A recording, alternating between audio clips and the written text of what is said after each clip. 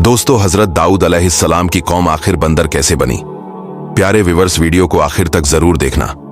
हजरत दाऊद अलैहिस्सलाम के जमाने में बनी इजराइल की एक बस्ती थी जो समंदर के किनारे आबाद थी।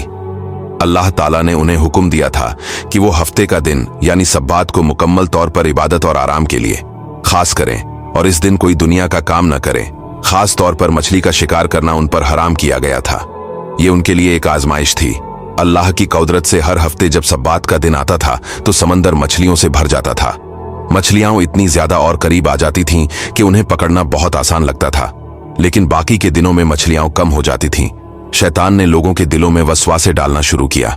कुछ लोगों ने सोचा कि अगर वो हफ्ते के दिन सीधा शिकार नहीं करेंगे तो बाल्कि कोई और बहाना करेगा तो शायद वो अल्लाह के हुक्म से बच जाएंगे। उनमें से कुछ लोगों ने ये तदबीर निकाली कि वो जुम्मे के दिन समंदर के किनारे गड्ढे खोद देते हैं और जब हफ्ते के दिन मछलियां ज्यादा आती हैं तो वो उन